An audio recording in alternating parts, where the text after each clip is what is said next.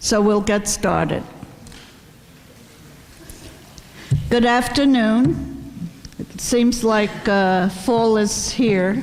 It's too cold. Is it cold in here? I'm freezing. I wanted to tell you your final exam will be on December 1st, Monday. And next week we have a very unusual and interesting guest you shouldn't miss.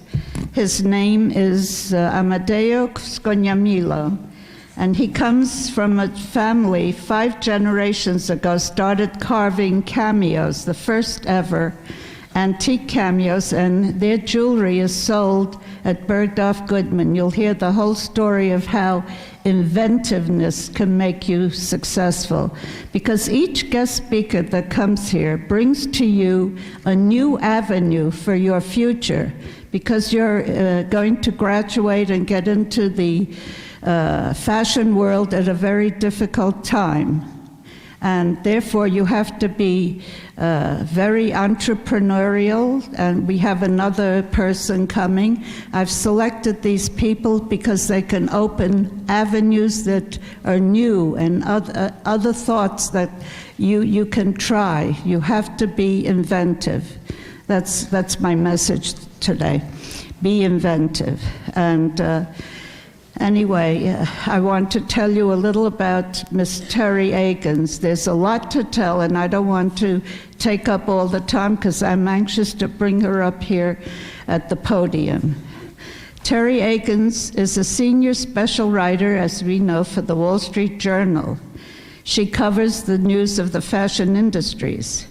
Ms. Agins joined the Journal in 1984 as a New York-based reporter.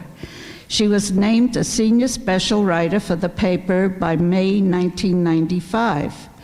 In 1997, Ms. Agins began her journalism career as a reporter, editor in Chicago for the Daily News Record, another Fairchild publication. From 79 to 84, she lived in Salvador, Belo Horizonte, Brazil, where she worked as a correspondent for the Latin American Daily Post and contributed to the Supermercado Moderno in São Paulo, Brazil. And she used to contribute to the Fairchild News Service and New York Times and Time Magazine. A very, very prolific, brilliant member of the journalism world, our Teri. She graduated from Wellesley College, Massachusetts, with a bachelor's in English and political science and a master's in journalism from the University of Missouri. In April 2004, she was awarded one of the great prestigious awards, the 2004 Eugenia Shepard Award, by the Council of Fashion Designers of America, the CFDA. How many of you are now familiar with CFDA? You should be. Good. If not, go online, Google, do something. Get to know. Yeah. Anyway, the award is given to a writer, photographer, editor who has used her craft to further the profession of fashion reporting. That's what the CFDA was given to Ms. Agins for. In February 2004, another award. She won the Let's Do It Better from the Columbia University's Graduate School of Journalism, all special awards. Ms. Agins won the Newswomen's Club of New York Front Page Award for feature writing in 91 and 2002. In 90 and 96, she won the Atrium Award in feature writing category by the University of Georgia, the Atlanta Apparel Mart. Ms. Agins won the Atrium Award again in 1999, along with the Missouri Lifestyle Journalism Award in 2000 for fashion and design coverage of the industry for her June 1999 article called Cheapskate Chic. In September 99, Ms. Agins wrote a book called The End of Fashion, The Mass Marketing of the Clothing Business, was published by William Morrow and Company. And without another word from me, Ms. Agins, would you take the podium? We are very, very lucky. Very lucky. Thank you. Oh, this is mine. Oh, that's yours. Yeah, this is mine. I was wondering. Yeah, thanks. Okay. Hi, I think this is maybe the 10th time or so that I've been here. Yeah, I'm going to take this off. Hi. So anyway, hello, everybody. And I think this is maybe like the 10th time or so that I've been here at FIT, and I always like to come here and visit you guys. Alice went on and on with all this. I sent her the bio, and I told her, I said, just take out a couple of these things. But you worked for someplace for 24 years. Obviously, a lot of different things happened to you. You all also may recognize me because I was a judge on Project Runway in 2007, I think, yeah, when the guy with the tattoo, Jeffrey, when he won that year. Yeah, I was there. And that particular episode, what we did, we were down to 4 contestants, and Heidi Klum told all the contestants that she said, we might get rid of 2 people today, but you guys, okay, because they taped this over at Parsons, you guys watching this on TV did not see this. And so she did that to create extra tension, because obviously they thought 2 of them were going to get eliminated, and we ended up not eliminating anybody. So all 4 of them got to go to Fashion Week. So also another little fun fact I'll tell you, you know how Heidi talks like this on the show? And I thought it was because she was German. The whole point is, you all, she cannot, she couldn't read a teleprompter or cue cards. So she lifted up her hair and she's got an earpiece. So somebody is feeding her, just like broadcast news, remember that movie? So somebody is feeding her lines. So that is so she's waiting for somebody to tell her what to say, and then it comes out. So anyway, a little fun fact. I thought you might want to know this. Anyway, so as she said, Alice has said, I've been at the Journal for 24 years. I'm originally from Kansas. That's where you hear this accent from. And I always wanted to be a reporter since I was 14 years old.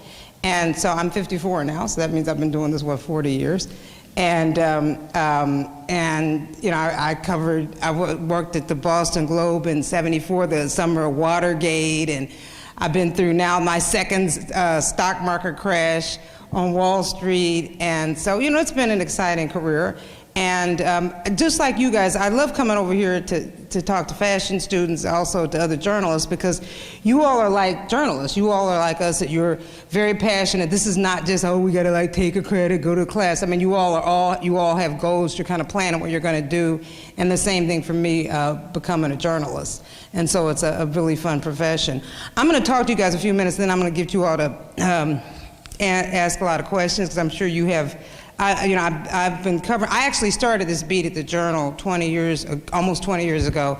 Initially when I started the paper for $30,000 a year in 1984, and I covered small business, and then I did the courthouse for a year when Giuliani was prosecutor, which was an exciting time, and we had a lot of white-collar crime on Wall Street, so that was a good time.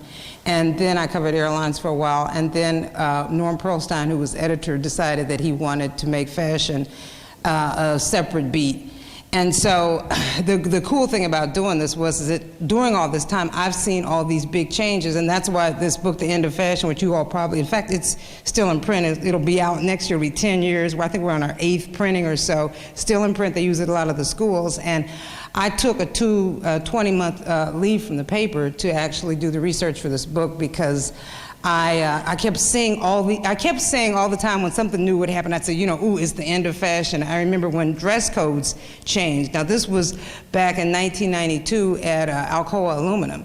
And Alcoa had decided during their fundraising job for fundraising for the United Way that during that 2-week period, they said, you can wear whatever you want to, as long as as soon as you contribute, you can wear jeans or whatever for the rest of the 2-week drive. So obviously the incentive was for people to go on and contribute to the drive at the beginning. And they got something like 87% participation. And so it was like really cool, because everybody who was wearing suits, downtown Pittsburgh, suddenly people were in jeans and whatever they wanted to wear to work. And so the head people at Alcoa said, we don't ever have to go back to wearing suits again. So that was where this whole thing actually started. And so I had heard about this, and so I okay, Wall Street Journal reporter, we don't get assignments, so I'm trying to come up with an idea of something to do, and I'm thinking, now why should I mean, when you go to, when I'm trying to look at this whole story, what am I looking at? And what I'm looking at is following the money. Who would stand the most to gain or lose if all the people at Alcoa Lumen stopped wearing suits to work?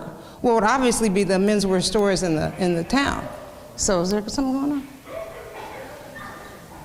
So, anyway, so what I did is I went to Alcoa, I went to Pittsburgh and visited the stores, and they said, oh, we're not worried because, you know,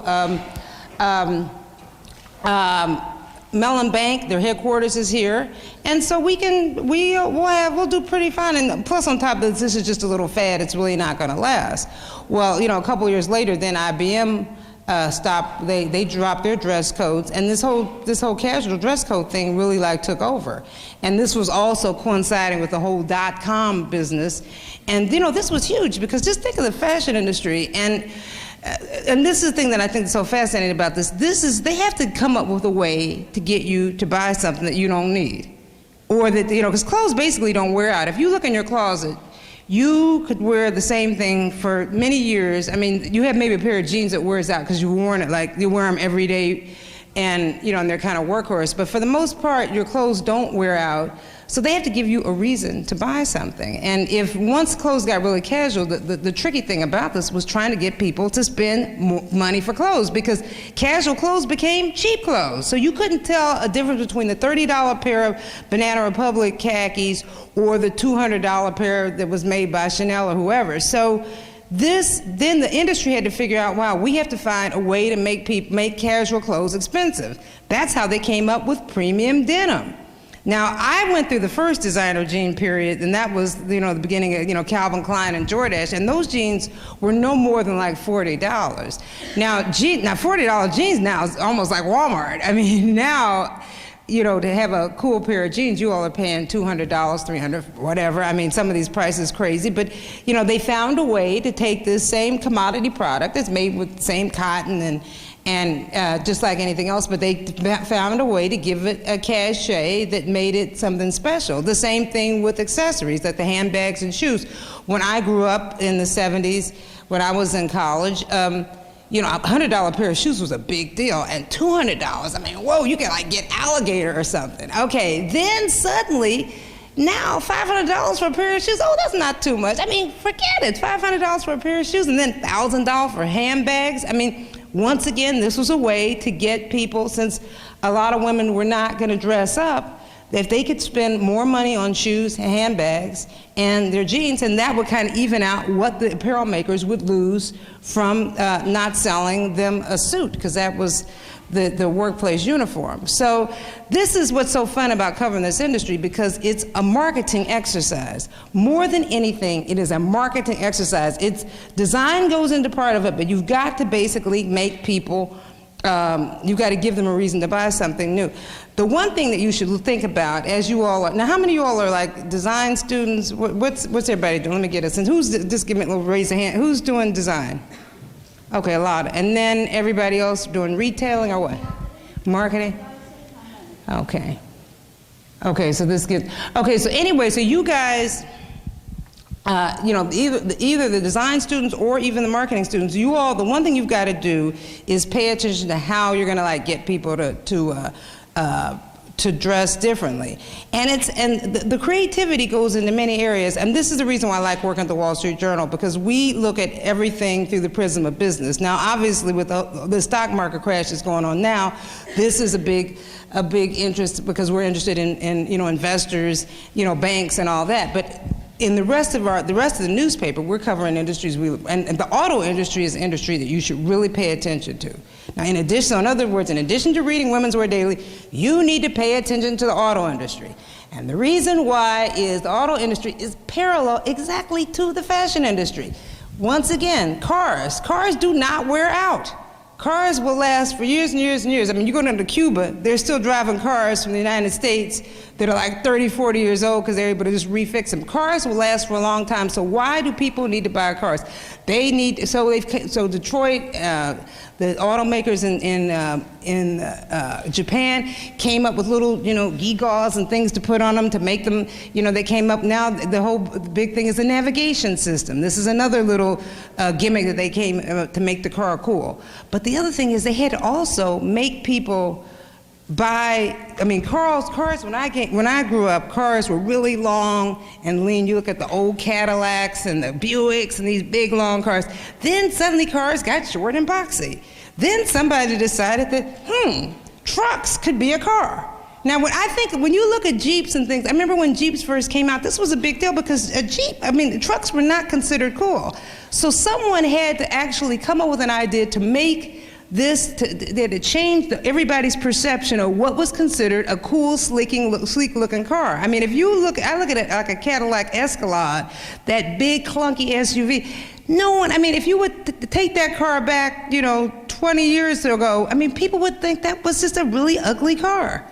So in other words, people's eyes had to adjust. They had to see this is cool. So how did you market it? You had to put certain people in it. You had to give it certain appointments, all that. So when you look at the auto industry as an industry you should really follow, because a lot of the whole SUV thing came around with the soccer moms. That was also part of that generation. So everything that goes on, you can never look at this in a vacuum. Just don't look at this, this is what I think women should wear. You look at this at what is going on in the world at that particular time, because, and you look at industry, what people eat. Food also has a lot to do with fashion, the same type of thing. Certain foods go in style and out of style. I remember in the early 80s, quiche. Remember you all, quiche was a big thing, if you all even were around. You might have been teenagers at that time, and then it kind of went out of style. And then, we had all this influx of people from Laos and Vietnam. That brought in a whole new group of, because that was because of a war. So all of them came here. We had all these immigrants that came here to the United States, and that started then a whole new cuisine. And that also affected fashion. So anyway, when you're thinking about fashion, don't think it was just clothes. But the auto industry is one industry to watch, and it's also a good bellwether of our economy. But when you see different styles, how cars go in and out. Now with this whole hybrid thing, we may see now a different look of the way how cars are going to be designed. So this is something that you should pay attention to. So, and I always, when I talk about fashion, I always talk about, when I say the end of fashion, it's the end of fashion the way we knew it. Because, clothes were supposed to go out of style. And I guess the biggest job for you all as designers and marketers are trying to figure out how to keep people buying. Because once again, as I said, clothes don't wear out. It used to be people were compelled to switch clothes because, skirts were short, skirts were long, shoes were thin, then heels were thick. And then now you can wear anything. You have things, I have things in my wardrobe that I haven't worn in years, and I can pull them out and they still look somewhat contemporary. So once again, people have to be tantalized to buy something. In the late 90s, they did it by pricing. The department stores for a long time were like 40% off and off, 60% off. That was the way to get people to go shopping. Well, now it's, shoppers got sick of that. Because things got cheaper and cheaper, but they weren't free. You didn't want them. I think of all the things that I used to buy at Century 21, this discount store downtown. I used to go in there all the time and, it's only $50, it's only $25. And then I finally started saying, I really don't like this that much, and I'm just buying it because it's on sale. But see, that's a psychological way that fashion people and marketers made us go out and buy more clothes. So now, but the whole point is that now that you've got Target and those guys in this game, this has really made it so that the fact of something being $39 or $40, you can get that at H&M everyday low price. So then it has to actually have it has to have some real meaning. And I remember, Alice mentioned that story, Cheapskate Chic, that I had done. I did that story in 1999, and that was the first time that, because I had actually done some research for my book, and that's when I found out that there was something cool about buying clothes that were cheap. Now, when I grew up, if you said that you bought your clothes, if somebody said, you buy your clothes at Kmart, that would start a fight on the playground. Because it was because in other words, you can't afford to do any better, you have to buy your clothes at Kmart, But I actually did the story in '99 where I had all these fancy people buying their clothes at places like Kmart. And my main example was Blaine Trump. Now, Blaine Trump is Donald Trump's sister-in-law. And I found out that she bought all her gardening shorts at Kmart for $14. And she said that she liked the stores in Florida because the colors, they had more colors for the shorts. And I said, Blaine, how did you even know about buying shorts at Kmart? Were you slumming at Kmart? And she said, well, we have the summer house in Florida, and I like the Martha Stewart sheets there for the summer house, and I was just in there, and I saw these shorts, and they were kind of cute, $14, and they fit really well. And she says, I started going and buying them there from now on. And she was bragging about it.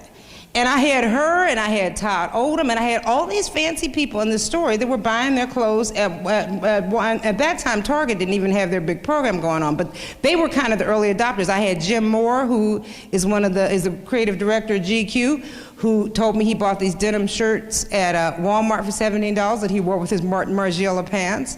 And I had all these anecdotes, and it was really a surprise for people to start buying their clothes. And that was totally counterintuitive, because, fashion's supposed to be expensive. If it's like fashion, it's supposed to be expensive and precious and everything. But this was like these people had outsmarted the system. They were cooler. So this became another really good marketing hook. And then you got the H&Ms, and then the designers decided, okay, hey, Karl Lagerfeld, not everybody wants to do a collection. Proenza School, they all want to do collections for these stores.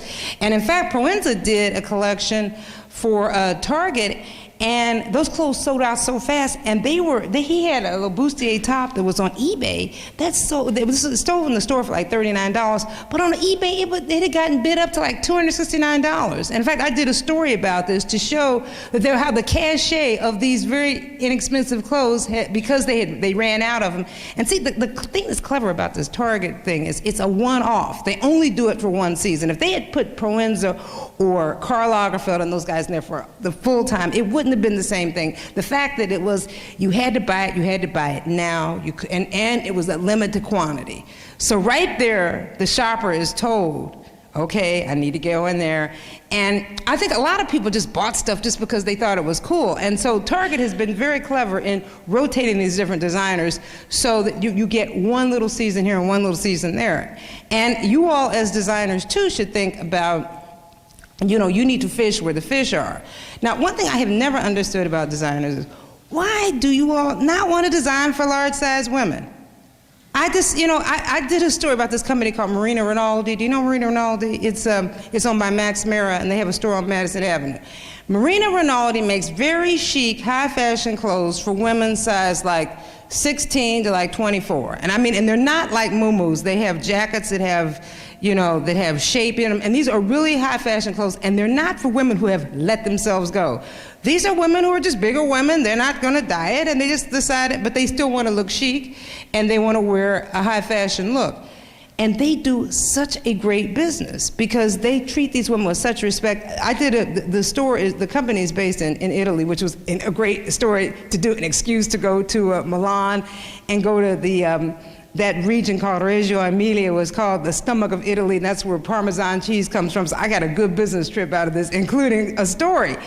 And the thing that was so cool about this is go in their store on Madison, and you will notice that everything is oversized. The tables where they have the displays have these big kind of fat table legs. Now this is they have thought all this stuff out. Everything is slightly oversized, so when a larger sized woman comes in there, she feels like, feels like she's like, in some little dainty place, but everything, the knobs on the door, they have thought out everything. And I met the fitting model for them. Her name was Me, and I think she was like 18. Had a great figure, but she was like a size 20. And I watched them fit some clothes on her. But the one thing that they had figured out was if they treated this woman with respect, and they also came out with a magazine called MR for Marina Rinaldi, and it has all these stories, and they would have icons like Marilyn Monroe, because a lot of those actresses during those days, those women were like size 14, 16, they were not small like actresses as we know today. There are no articles in this magazine about dieting, and it's not one of those, it's just, they've just really done this, and these are Italians. They have really figured out how to make this customer feel very chic and not like, you know, the forgotten woman or anything like that, but she really feels like they give her a lot of respect. This is an area where you need to go into. This store has one of the highest sell-throughs, in other words, sales before full price sales of any store, any specialty store around here. Because that large size woman, because she doesn't have a lot to choose from, when she goes to the store, that if she sees something she wants, she'll buy 3 of them. She finds a pair of pants that she likes, she'll buy 3 pair. They don't wait for the sales. This is a golden opportunity that still has not been exploited. And you know, if you can find a way to give these clothes a cool image, and because the woman does not want to feel like that, you know, I'm a large size, but if they can, just like, well, you've seen that company called Torrid, which does a large size for, you know, young women, for like teenagers. It's a mall chain, the same type of thing. So this is still a great area that is underexploited. But as designers, you all have to fish where the fish are. You have to go to these new areas, these little niches, where there is still business to be had. And the other thing is, stay away from evening wear. I don't know why everybody designs all these evening gowns, because nobody goes to places where the evening gowns are. I mean, I go to the Costume Institute here in New York, which is like probably the fanciest party. I mean, last year they raised $7 million. So, you know, this thing is, I mean, you know, Tom Cruise. This year, the master of ceremonies, it was, okay, I mean, the host, we walked in the museum, you know, Anna Wintour is here, Giorgio Armani, then Julia Roberts, George Clooney.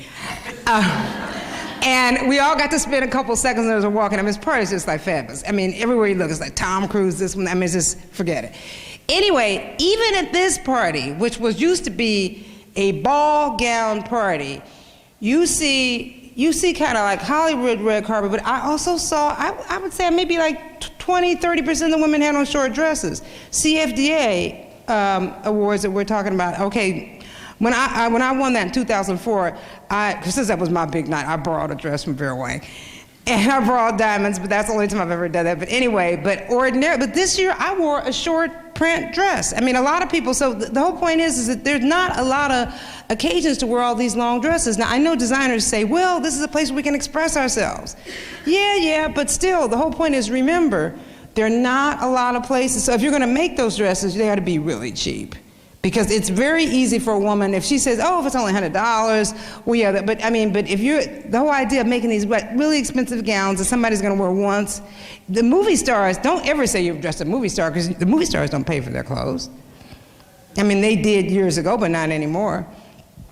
And so, because they feel like they're actually a billboard for you, so, you know, anytime when you're dressing the stars, and they get bombarded. I know I did a story, this was during this whole Oscar sweepstakes, and this was in '96, and it was Jim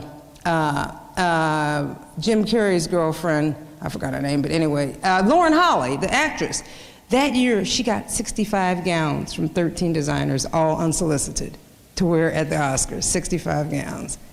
So, I mean, and you know, didn't pay for any of them, but people just sent them, hoping that she'd wear them. So, you know, they have so many options that, so having a movie star wear your clothes is not really, you know, that big of a deal.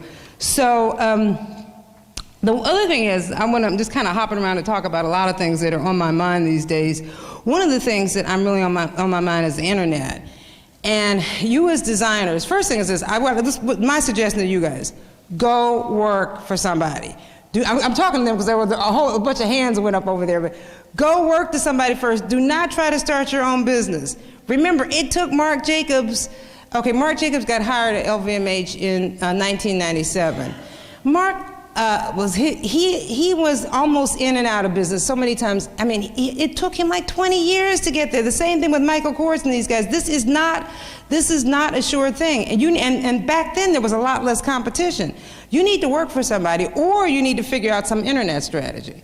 And that's what I'm going to get to this next thing, because I think the internet is a great place. Finally, you can now have your own boutique. It used to be, there was no place to, why would you open a boutique? You'd have to spend all this money on rent and overhead. You have to be in a particular mall. If you didn't get traffic, nobody would show up. Okay, well now, you too can have your own store, because you can have you can have a web-based store. So you can just basically have fulfillment, a place that's going to actually deliver the clothes to your customers, and you can have customers all over the world. We did a story about all these internet shops. We found stores in Wisconsin, in Oklahoma. I mean, these people who, you know, could now open their own shop, but the way to do that, they had to have a really good web page, clearly. They also had to pay so they could get positioning up in Google, because a lot of people shop, like, for example, you're on Google and you're shopping, you say, I want a white ruffle blouse. Ruffle blouses are big, so you type in white ruffle blouse and in Google, and that'll send you, if you have your thing set up as such, if you sell white ruffle blouses, you're gonna be at the top of the list. So this is, you know, all this is going to be part of your marketing exercise to try to get on the web and you know, make sure you have your advertising. But it is a good place to actually have a store. But the whole point is, because fashion is not, even if you have a great idea and it's original, you don't keep it for long. If it actually does start to sell, 2 seconds later, everybody else has it at the same time you do, probably at a lower cost, and maybe it's even better made. And so you're not going to really be able to take ownership of a particular, like, original idea. But the one thing about the internet, I just love how they have been able to, this is a story I did recently which I thought was very fascinating, where, okay, let's say you're a TV fan, and this is where television and movie stars and all this stuff coincides with the internet and fashion industry. Okay, let's say, the show Desperate Housewives, you like this show, and you like all the characters, you love the way they dress and everything, so you say, I just love that sweater that Brie Vandekamp had on the last episode. So you go on ABC, on one of their sites, and you type in Brie Vandekamp, and you type in the name of the character, and you type, and then you scroll through there and find the episode, and then you can click on pictures and see some items that look like the item that she wore similar in the show. And then you can click again, and that will tie you to, like, NeimanMarcus.com, or it'll tie you to Nordstrom, and you'll be able to find that item.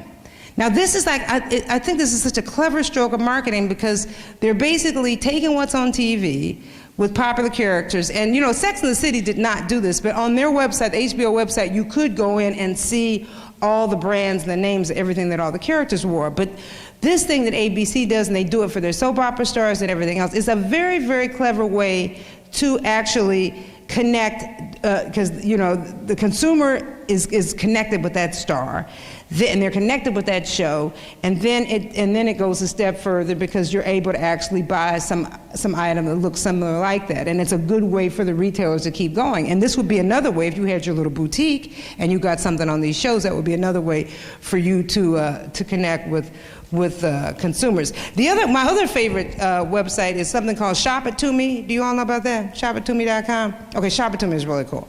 This is what you do.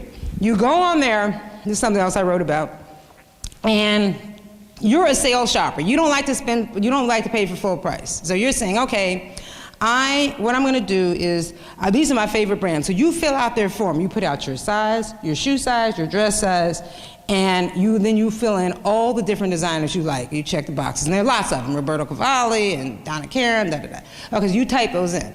Okay, every day, Shop It To Me, or every day when they get it, Shop It To Me will send you an email blast to tell you, hi Teri, these are your designers, the stuff that is there that's on sale for at least 40% off. And they'll send you to the website where that particular item is, in your size. They have it now, they have it in stock at that moment. Now obviously, you don't know if they have 8 of those or 6 of them, so if you kind of like take your time and think about it, they might run out. But this service works. And you know, this is another great case of technology. ShopItToMe.com. It is fabulous. If you shop and you have certain brands that you know you like and you know the sizes that you wear, they will take you right to that particular store. So this is another, and these are things that you need to keep up with and see. And this is the reason why I'm saying, as you're in your studies or in your planning, as you're planning your career and everything, when you're reading, in addition to reading, like I said, obviously read your Women's Wear Daily, because they really do keep up on everything, but you really need to also keep up to see what's going on, because we all write about a lot of these, because this is a good marketing story, and this could give you some great ideas on how to go with your business and figure out how to tap into into the zeitgeist of what's going on. So anyway, now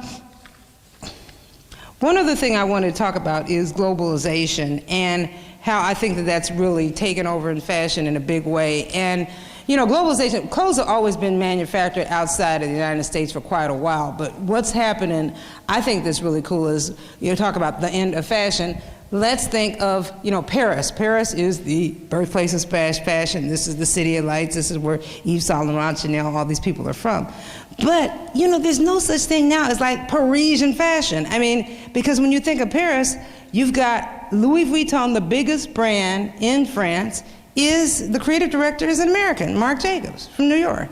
And Marc Jacobs collaborated with Murakami, the artist, Japanese artist, and they came out with that whole set of those bags with the little cartoon prints. So this thing is totally globalized. You know, John Galliano, Brit, running Christian Dior, you know, and so on and so forth. And so the industry has really gotten very, I mean, now you just see all this crossing of cultures. So not only clothes are made abroad, but they're made by, and they're also made to be sold all over the world. So you don't think, when I first started on this beat, we all worried about what was going on with Federated Department Stores, which is now Macy's Inc., but we were worried about Federated, we were worried about what was happening in some of the small boutiques, and then stores like Barney's, et cetera. Now, all the designers, I mean, you talk to Derek Lam and many of the designers, half of their business now they do outside the United States. Tommy Hilfiger Corporation, which was one of the big public companies, they went public in the early 90s, and you know, he had this big rivalry with Ralph Lauren, which I have a whole chapter in my book about that. But then Tommy Hilfiger kind of like fell off the map after being like really red hot for like the late 90s, and people said, well, he's out of business. Well, no. Tommy Hilfiger has totally reconstituted in Amsterdam. Amsterdam is where that company is based, and that company is huge in Europe. I mean, he's bigger than Ralph Lauren in many countries in Europe. And you would never know this, a different type of product. They have totally regrouped this company by basically marketing it to, you know, because the brand had not deteriorated over there, and they were able to like give the brand a new life. They had different designers, different products, different price points, and it's a completely different, and then now it's sold here exclusively at Macy's, and some of the products are the same, but some of them are not. But it's considered a really high premium brand in Europe. Very big, and I mean, I was in Dusseldorf, and I went to Antwerp, several places, and it's very big over there. And so, you know, so this is the fashion world you have to work with. So hopefully, I hope you students have been taking some foreign language courses. I hope you're traveling, because these are types of things you're going to need to know, because you're not going to just be selling to the stores around here. You're going to have, you need to be worldly. You need to be, you know, think of this as, you're not just selling to American consumers, but you're selling to consumers all over the world. We now have the biggest emerging middle class markets are in India and Russia, and of course in China. And so these are going to be consumers you're going to be selling to, so you're going to have to adjust your product to them. So anyway, I'm going to let you all start asking some questions. I can just go on and on, because you know, I have good gossip and funny stories and everything else. But anyway, why don't you all ask some questions? Because I always get the best questions out of this FIT crowd, because you all are so plugged in. Well, you mentioned Marshall. Yeah. I was wondering, from your business perspective, who's a successful conceptual or experimental designer that you think about, and why are they successful? Okay, now let me. He's asked. Okay, I don't know if you all heard this. He was asking about Martin Margiela, and you wanted to know about who was a successful. You said like an avant-garde designer, yeah. Okay, now let me tell you, the fashion industry is the only industry where you can be considered popular and not make money. I mean, the exhibit A there is a designer named Isaac Mizrahi, and when he was Isaac, now Isaac is now a different Isaac today, but Isaac of the 1990s was the darling of 7th Avenue. We used to love to go to his shows. That was aware of the supermodels. He had this incredible business that appeared to be like, he was like, I mean, it was the biggest show of the week. Everybody couldn't wait for it. And, you know, then Chanel invested in his company, and then suddenly in 1997, he just went out of business. That company had never made a nickel. And this is, like, you know, Madonna makes money. Madonna's popular because she sells records. But this is the only industry where you can be popular and not make money. Exhibit B, Marc Jacobs. Marc Jacobs for years never made a dime. The darling of 7th Avenue, the darling of Women's Wear Daily, the darling of Vogue, never made any money. So when you say successful, I don't know what criteria you're using, because a lot of these companies are private companies, so it's hard for me to tell who actually is making money. And I'm always astounded when sometimes we do get a nugget of information through some bank source or something. I'm always surprised how small these companies are. They're a lot smaller than they appear to be. And they also all talk about, they always tell you that it's a $100 million business. Well, let's say that they do $50 million at wholesale, and then they double that number and say it's $100 million. But most things are not sold, you know, I mean, most things are not sold at full price, so it's not really $100 million. But that's these are the little games that they play to give the impression of a company being bigger. So the whole point is, I can't answer your question, because I don't know. I really don't know. And because I tend to write about, I'm not necessarily just big companies, but we tend to pay attention to a company when they actually are meaningful and when it's not just a kind of a part of the kind of high fashion discussion. So I can't answer your question. Yeah. Hi, I'm glad you can hear me first of all. And also, you talked about emerging markets and globalization and fashion, which is definitely something that we've all noticed. And I was wondering if you have research or written about traditional societies and how they are changing in the way of fashion, especially in the Middle East and even in India, and how you see that.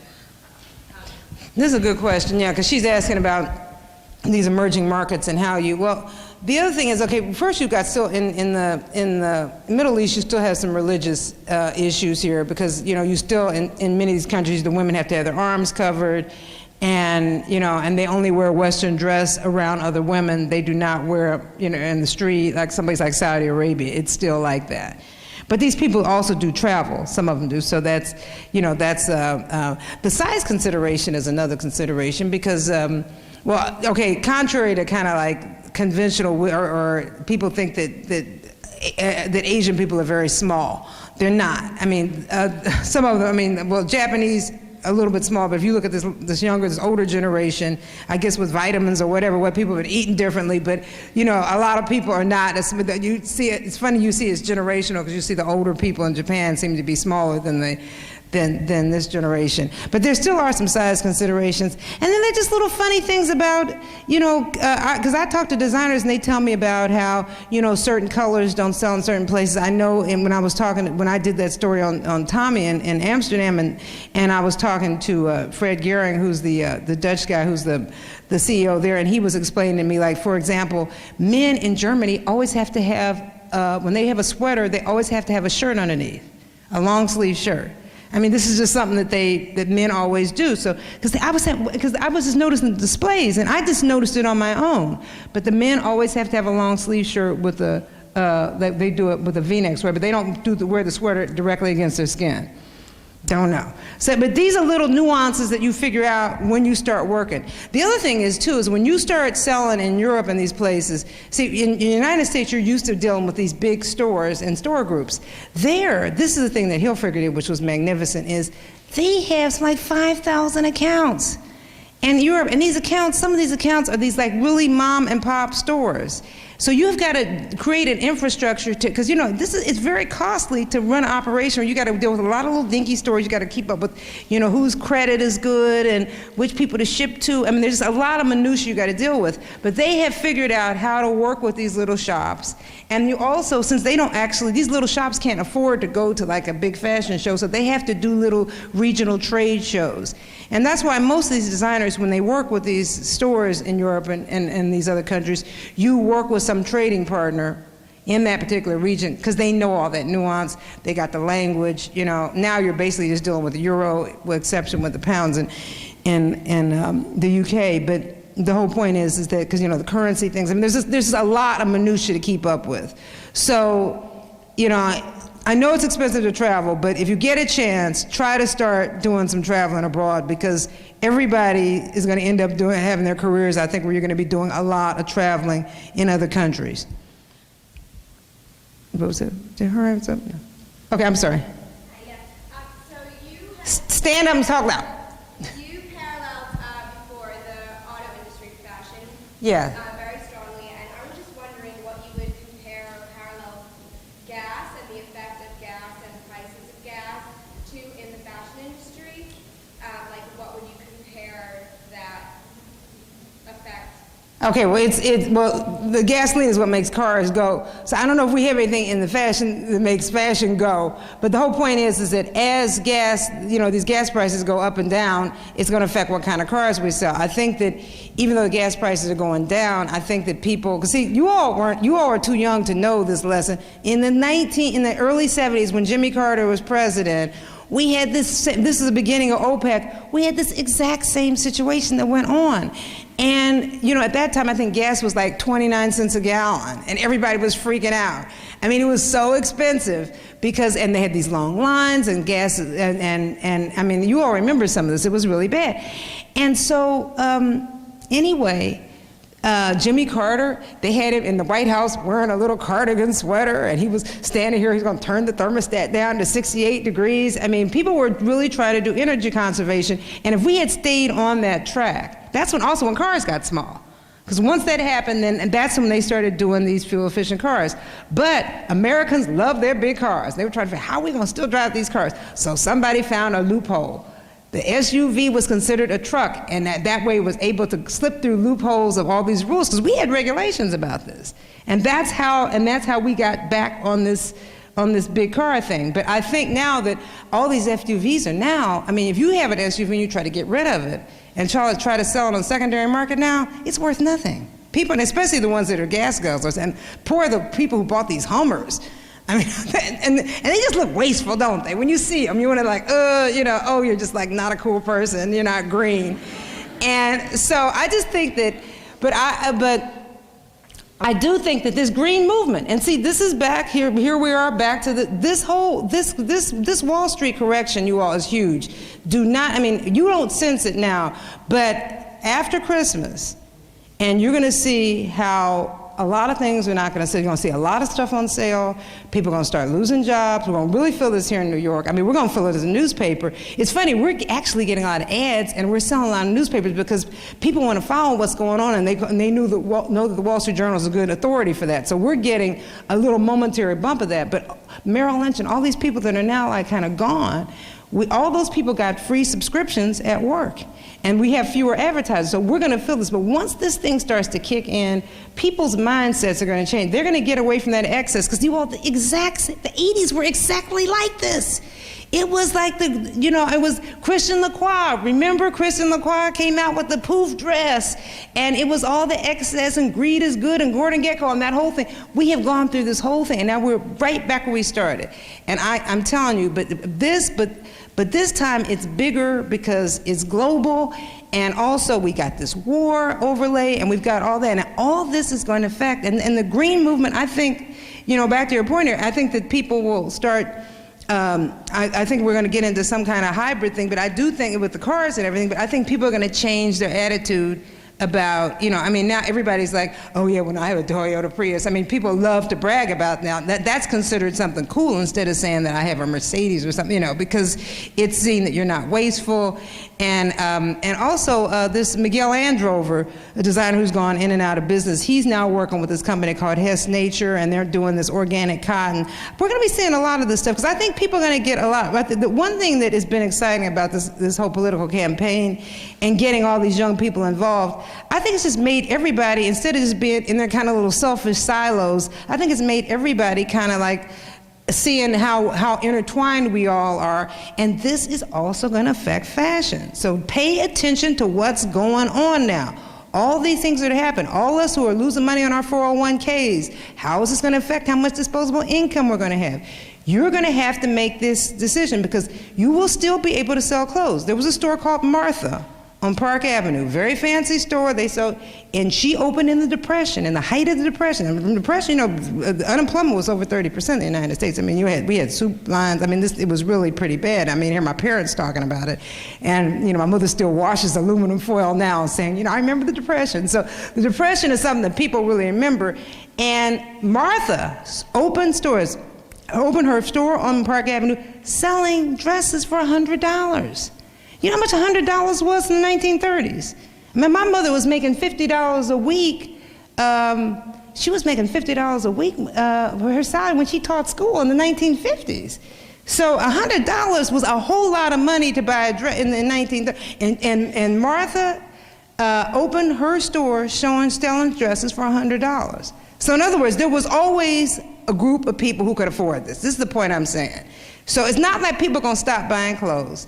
People are going to continue to buy fashion. We have to find a way to make them want it in a new, or else it has to have some kind of bell or whistle or something that's going to make it cool, unique, something that people don't already have. Yeah. Aside from labor and profit, do you think that you have to be considered a serious designer, you have to charge the same prices? Like what, for example? Like for clothing, to be considered a serious designer, like Art Jacobs and you have to charge the same prices? No, see, and this is the other thing. I read this actually this morning because I was up late. Because Kathy Horn had a story in the Times about the guy who's a new designer at Balmain, and he's considered now like for all the cool girls, and his stuff is like insanely expensive. I mean, like $7,000, $15,000. I mean, stuff is like really expensive. And I guess there's a group of people who will buy that. And, you know, and so he's got some critical mass of people. But I don't think so. And the reason why I don't agree with that anymore is because I think that now that you've seen, look at what everybody has done. I mean, Karl Lagerfeld designing for H&M has like, that turned all that stuff on his head. I mean, Karl Lagerfeld is like this like cool designer doing Chanel and everything else, and then he's designing something for $89 or $69 at H&M. And so I think that everybody has this, like this cheap chic. That's what I was saying about Blaine Trump. Blaine Trump was not buying her clothes at Kmart, but she would pick up a thing here and there, and she thought it was amusing, and that's what she did. And I think most people shop like that now. I think a lot of people who can afford it, shop at, you know, they shop at a you know, an H&M or a Zara. They'll mix some of that stuff up there. So I think that as a brand, you don't have to, your brand can play all the keys on the piano, but the brand probably does have to have some kind of brand identity in one niche, and then you can kind of spin off in other directions. But I just think, I think people are going to be really interested in intrinsic value. I think they're going to really kind of be interested in, because I think the country's going to, like, you know, it's just like they're going to need a palate cleanser. They're going to need something to kind of, they're going to pull back in because of all these excesses. And we've all been, it's not just Wall Street and the government. I mean, all these people who like spent too much on their credit cards, who took out mortgages that they couldn't afford. Now everybody's starting to feel guilty about this. And also they're seeing their money's not going as far. And so I think that's going to affect how they're going to buy fashion. So I think they're going to want to have things that not necessarily last for a long time, but something that they feel is special. And I think they'll buy less, and they'll make more careful decisions. So, and then if you talk to the retail buyers, because I asked buyers, what are you all starting to plan for the spring and stuff? Because they just came back from the shows, and they said, we are definitely cutting back our buys. There's going to be a lot less merchandise, but we're really going after the stuff that we feel like is going to be so enticing, that it'll be so irresistible that the shoppers, women will have to buy it, because it's like, just like, they'll need a pick-me-up. They're so depressed about everything else. Their 401k is down, stock market's down, but they'll, you know, they've got that great dress that, you know, is some color that they don't already own. Just want to get him. Okay, my question is this. From my perspective, your book, The End of Fashion, is a collection of failures in fashion in the 90s to learn from, like also Tony Hilfiger, Abuna Caran, and Asa Mizrahi. And my question is, what would you think are the most important failure cases in fashion of the 2000s to learn from, and would you write about this? You said, what in 2000, should I what? What would you consider the most interesting failures in fashion in the 2000 years, and would you write a book about this? Okay, well, I don't know if I'm gonna write another book, because I don't know if I'll be able to get another, you know, we're owned by a new owner now, and I don't know if I can get a long book leave like I did last time. I don't know, you know, it's funny, because I have considered either updating this book or doing another one. But, you know, I'm also trying to think about trying to do something on the internet too, because I think that a lot of people are downloading books. I think that there's a different way to deliver this. It doesn't have to be just under the book format. But, well, you know, Dana Thomas, another writer, wrote that book called Deluxe, which is kind of like similar to my kind of end of fashion, because she's talking about how this whole kind of high-end business now, but they make, I mean, like LVMH and Coach and a lot of these companies make a lot of their goods. I mean, you think it's made in France and everything, but a lot of times things are made in China, et cetera. So that kind of whole idea that a lot of the high-end things are not as precious as they have been depicted to be, I think that's a kind of an interesting theme that has been played out. But I don't know, I mean, there's a lot of good things to write about because this industry keeps changing. I mean, I think even this reality show thing, I think for some reason has ties into fashion or somewhat, because now we've got all these instant celebrities. I think this is part of the whole Sarah Palin phenomenon, because these kind of people come out of nowhere and become instant celebrities, and people for some reason identify with them. So, and you know, and I think that is also playing out in the fashion industry. So, you know, there's just a lot of there's so many things you could. This is such a bellwether of pop culture, and just where we are today. So it's, like I said, it's just something to like study from every angle. Yeah. With the economy what it is and the ubiquity of fashion across all levels, as well as the introduction of fast fashion, what do you think the evolution of retail is? What you said? What about what? The evolution of retail. What's going to happen with retailing? Yeah, see, this department store thing is really weird because, okay, we went through our first big consolidation in the early 90s. And then now everything is like turned into Federated, which then then Federated changed everything into Macy's. So everything is under Macy's nameplate. And then you've got, with a little Nordstrom. I mean, and there are not that many like big chains. And, you know, the chains are good because they allow the shopper who does not have a lot of time to be able to go into one place and see a lot of stuff. Because people say they want to see everything, but they really don't. I mean, if you have a favorite brand, you want to go in that store. But most people want to go have it edited. And most people do not have a natural sense of fashion. They need to be told what to wear. And if they can see it in small little groups that's digestible, it's easier for them to pick up. So I still think that makes the department store or some kind of version of that a good place to shop. But then I see stores like Anthropologie.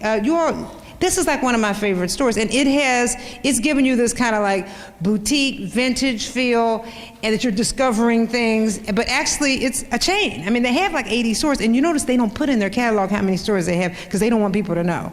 And they let every store manager actually do his or her own thing because they want the stores to look different.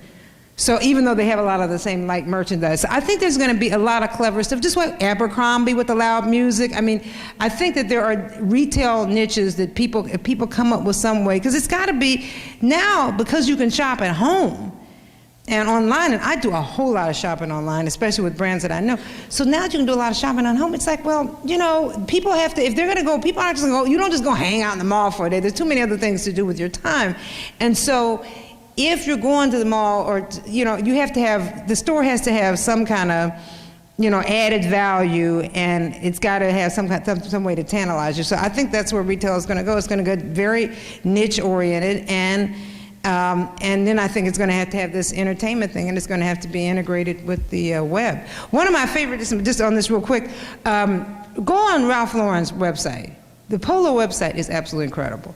Ralph Lauren, just like he does his commercials, just like he's done his ads, this website, I love going on there because it really, you talk about this is how you romance merchandise. Take some, you know, classic merchandise and romance it. Go on the PoloRalphLauren.com and go on the home pages. When you go on the home pages, they have these little movies, the little kind of vignettes that they have where they're showing product. And, you know, and it's kind of hokey. It's kind of like a, you know, kind of reminds you of old Hollywood, but it's really very evocative. And I think this is one of the things that you need in fashion to like romance people and to get them to go shopping. Yes. Mm-hmm. I think that you have a really large influence on consumer purchasing based on the information that you share with consumers through your comms. So are you ever limited on what you can share, and how do you decide what you may acknowledge based on all like the information that you receive from, you know, like designers and all your Okay, well, we don't get, the way how journalists work, at least in our newspaper, And I'm not the only person who covers this now. We've got like 8 other reporters who do this in different places. So we don't get assignments. So a typical day for me is I come in, I look at women's wear, I usually read my paper for the journal before I've come to work. And I'm like work on the phones, I call different sources, and my sources include bankers, I talk to accountants, now I'm taking the pulse to see what's going on with the whole credit situation, because we know that this is going to affect a lot of small businesses. So I spend maybe a couple hours a day doing that. I do this regular column where people ask questions, so I work on that. But but we mix it up. But the whole point is that we're not writing in a vacuum. And you all will notice that more of the fashion coverage you'll see, not just even in newspapers, even in the fashion magazines, you'll notice that it's a lot more, it's kind of, people want stuff that's topical and relevant, and what they're thinking about today. And so you'll notice, we try to, all our stories, you try to have an angle that's going to bring you into what's going on now. Like last week, I had a page 1 story, you might have seen it, about high heel shoes. And what had happened is, it was during the shows, I had noticed that all these women had on these high heel shoes and they kept falling. But not only that is now I have, you say I have on high heels, but now I had flat shoes with me, but I actually broke the heel, so I'm going to be stuck in these. But ordinarily, I'm always sneaking, in a back place, switching shoes and everything. Everybody during Fashion Week was switching shoes. And I kept saying, this is so funny, why is everybody switching shoes? So anyway, that kind of that was a journey. I was at the shows, noticed this, started calling people, called Manolo Blahnik, I called Christian Louboutin in Portugal, and he told me, oh, Teri, I just left the factory, I'm coming out with a shoe that's 8 inches next year. And this year he introduced 6 and 7. Manolo introduced 6. And anyway, and so I wrote about how these super stilettos, and they've now reached critical mass. They were around here and there, but now they're everywhere. And also how women are getting their feet Botoxed. You can get injections in your feet to basically make your feet fuller so that way you can wear the shoes longer. People are crazy. And anyway, and Christian Louboutin is coming out with this 8-inch heel, and of course it has a platform. So I tried on the shoes, and I literally couldn't put them on. But anyway, but that was another way that, so I interviewed consumers, I interviewed the companies, and then I talked about what does this mean in our society. So, we try to, like I said, so I try to get the sociological thing, the business angle, obviously, and then just talk to people to ask them how they feel about it. Yeah.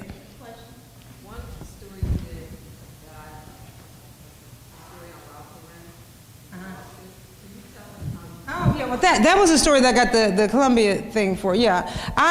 This story, okay, this is a story because this is more about journalism than anything else. Okay, I used to cover the courthouse at the Journal, so I know how a courthouse works. And so one of the courthouse reporters comes in and gives me this lawsuit that is a discrimination lawsuit with Ralph Lauren. A Filipino and a black employee or salespeople are suing Ralph Lauren. Okay, garden variety, people sue all the time, so I'm flipping through here, blah, blah, blah. It doesn't look that interesting, but then on the addendum, on the back pages, there's an addendum about, from the EEOC, under the Equal Employment Opportunity Commission, or whatever it stands for, anyway, and on their letterhead.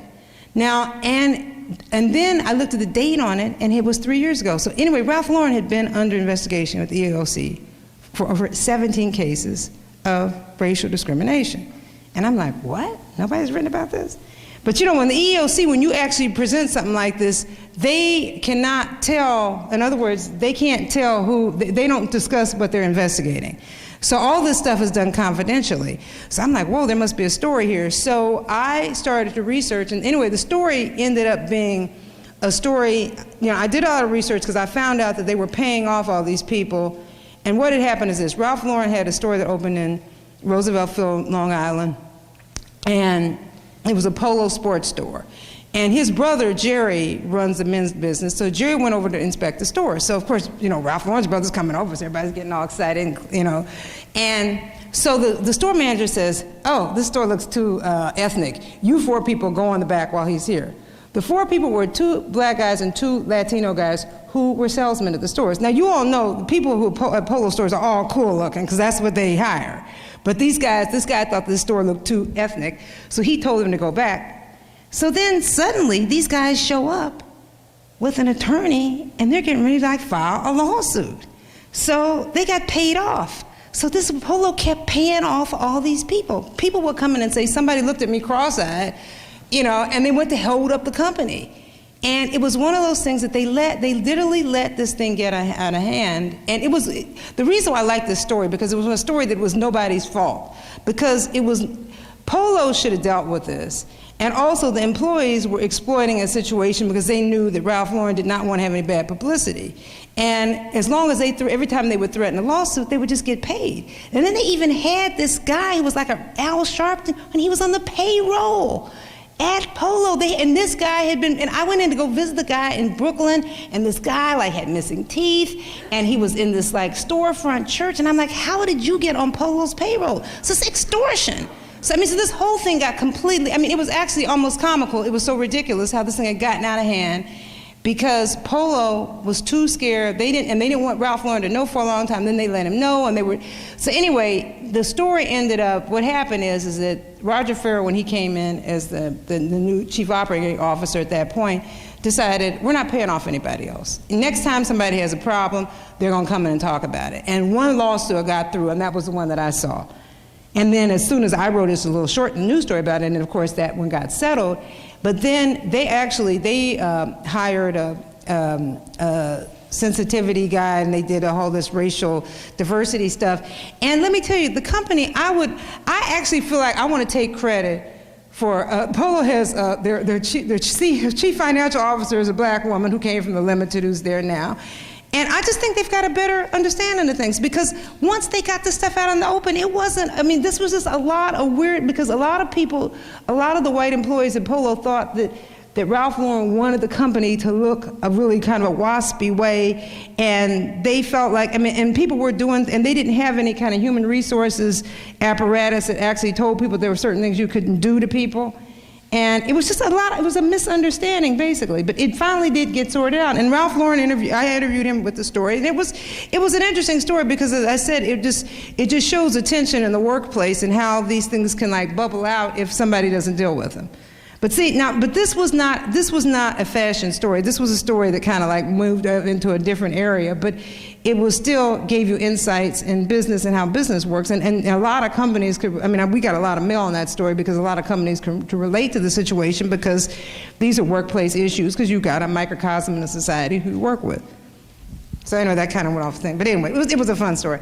Go on. What advice could you give small business owners within the fashion industry, especially during our current financial or economic situation, as far as being able to cope and, well, really not even cope, but truly grow a business during this time? I don't know, because the whole point is we have to see how this thing's going to shake out. I guess we got to wait till after fourth quarter to see what happens at Christmas. But I don't know. I just think is that, just keep your overhead really low, keep your inventory tight, and make stuff that people want to buy. Yeah. The Times is written about her business, so this is the Journal's big chance. Well, they've already written about it, so we don't touch it. We don't follow our competitors. They've already written. You can find Teri's book in our bookstore. Oh, yeah, please. Keep it in print. Keep it in print.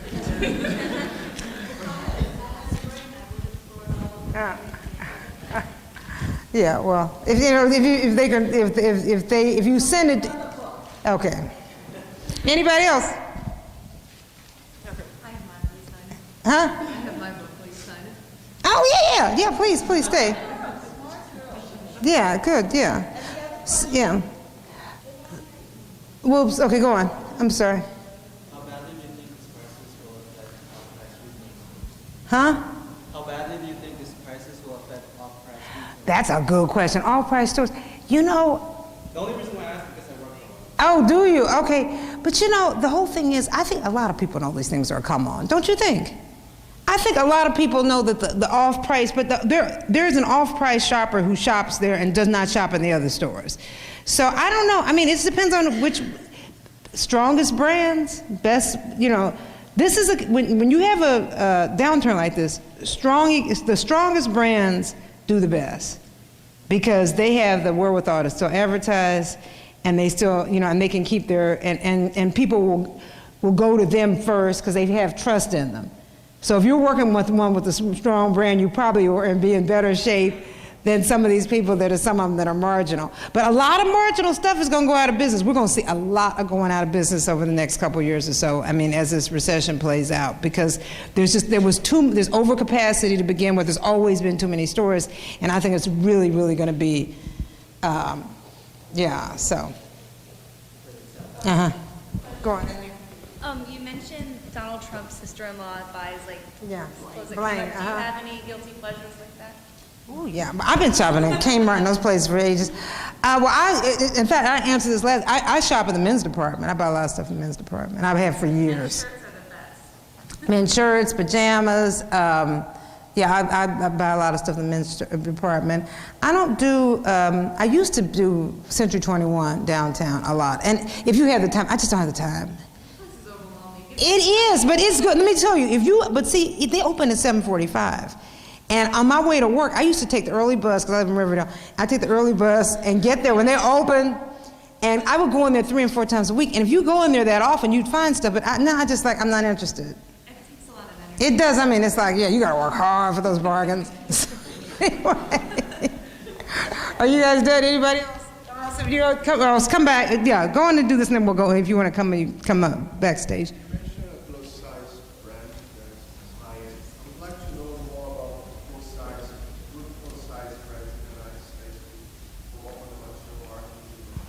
Well, I'm saying there aren't that many. I mean, there's that Lane Bryant, which is a kind of a moderate price thing. And then, I guess, Marino Rinaldi is kind of like the top of the heap. And then a lot of people have started to add. I know even Armani, I think he does like a size 20 in pants and stuff. I mean, some people have started to add in a few little larger sizes. But the other problem, and I'm sure you all have this frustration as students, because I do as a reporter, this industry is hard to research. Because there's not a lot, there's NPD numbers, but it's hard to research. And there are a lot of these private companies, and it's hard, if you're looking for statistics, and the government statistics are so old. Census Bureau and stuff like that. We use some of those things like this, but it's hard to research. But I'm just trying to think. There, like I said, there's some brands. Then the people that own Torrid, what's the name of it? You all help me. Hot Topic. Thank you, Hot Topic. Because they do it, Hot Topic and Torrid, they both do the large sizes. That's a kind of a mall-based store. And there was the grandson of the grandmother who founded Lane Bryant. He was a guest speaker. The two boys, the brothers, started a MT, made to fit.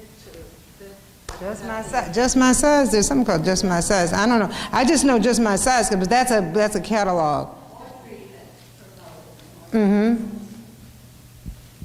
Do you think the aging of the baby boomer generation is going to shift the focus of fashion a little bit away from youth? See, this is the other thing. I wonder this too, because people ask me, now I'm a youthful 54, right? But I'm just saying this, and people ask me all the time, why don't they make clothes for, and I did you all check this out too. Bloomingdale's has this department called Quotation. And I did a story on this, and in fact, if you go on YouTube, because they actually we did a video for WHJ.com, and our newspaper put it on YouTube. So if you type my name in on YouTube, you'll see the video where I'm trying on these clothes at Bloomingdale's, and it's called Quotation Department. And Quotation was a way to go after the kind of over 35 woman who still wanted to look hip, who didn't want to wear a polo shirt and chinos. She wanted to wear some little high heels and capri pants and that type of thing. But the only thing is they place it, it's adjacent to I think Juicy Couture or something. They put it in a really cool hip area of the store, and you would never know that it's for women of a certain age, but they have a lot of things all the tops have bras in them, so that way that, because a lot of women want to wear some kind of support garment. A lot of things have sleeves, because a lot of women's arms aren't good. They do a lot, but you would never know. And they've done they have quietly rolled out this. So I think there are going to be ways of doing this, but everybody who's tried, Ann Taylor tried to do aging baby boomer brand. They abandoned that. Gap tried to do one, Fourth in Town, remember? Gap had one for a hot minute. They closed that, because the whole point is that baby boomers are in denial. We think we are young. No, I mean Botox, plastic surgery, hair color, exercise. People think they're young. And so in other words, this woman who says, "Oh, I want to look at an older model," no, she doesn't. She don't want to look at some old bag on the cover of a magazine. But she doesn't want to necessarily look at some 13-year-old Russian model either. But she wants to look. But the whole point is that everybody feels like they're younger than they are. So even though when you're addressing that consumer, she still got to feel youthful. So that is the big challenge. But she cannot feel like, oh, this is an old lady store. You know, women do not want to go to a store. Chico's, I will not walk in Chico's. I will go in there for research for a story, but I will not go in there and shop. Because it's just very middle age. I mean, as far as I'm concerned, and because, now a lot of women think it's, cool and, it's kind of a suburban thing, but, I don't have kids and I'm still single again. And so, it's like, that's not my thing. But this is hard because you got to figure out how do you sell to this woman and keep her feeling like make her feeling youthful.